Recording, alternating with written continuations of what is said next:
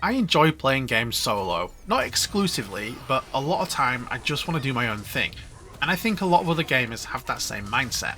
Sometimes you just want to finish work, log on to your favourite game, and relax. So, can Corepunk accommodate for this kind of gamer, or should you just pass on this game entirely? I've spent a lot of time playing Corepunk. Most of it has been playing solo. I don't dislike group content, quite the opposite. I enjoy grouping up with other people with a couple of caveats. I want to group with people on my schedule, focusing on content that I will enjoy. And I've got a limited social battery, and sometimes I simply don't have the mental resilience to keep building in-game relationships of any magnitude. So a lot of my time, I game solo. I'm quite confident that a lot of gamers are in the same boat as me. So from the beginning of Corepunk, you enter the world and are presented with a questline to follow, and you can follow this questline for quite some time, and it's perfectly balanced to complete solo.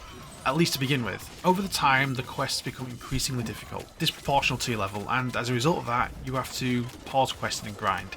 Which is fine. I've experienced this in other MMOs, Guild Wars springs to mind, and I've got no problem with that as a concept.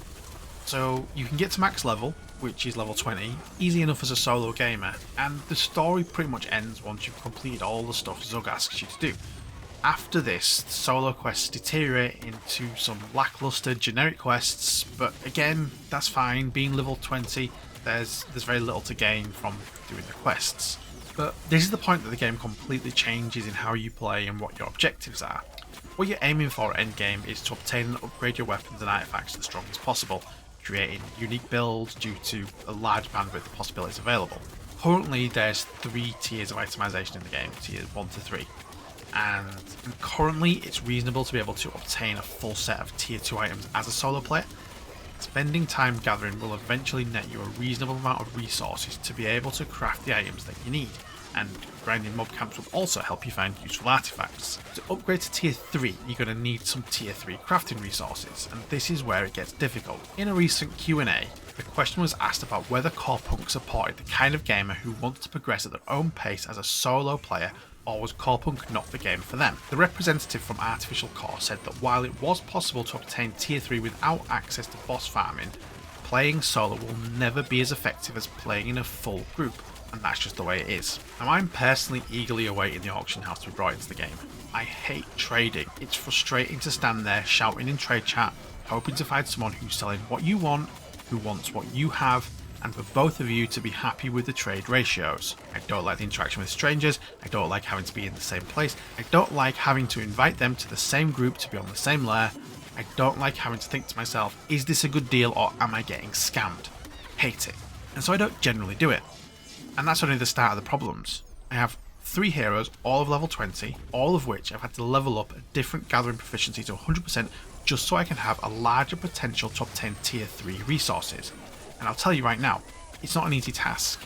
In my entire time gathering, I have managed to obtain about 5 tier 3 herbalism resources and 2 tier 3 woodcutting resources. I'd have to invest many hours gathering to obtain more resources to find what I needed. I'm still on the hunt for some tier 3 mining resources, but I'm struggling to find a single one. So I guess I'm going to have to do the one thing that I hate, and trade some rainbow snails for what I need. I feel that to be able to find the resources that I need better gear, and to get better gear I need to be able to farm. It's a catch-22 and I don't know how to break this cycle as a solo gamer.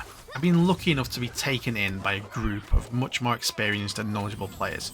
So a very appreciative hat tip over to Aris at Corepunk World YouTube channel for inviting me to play with him and their group.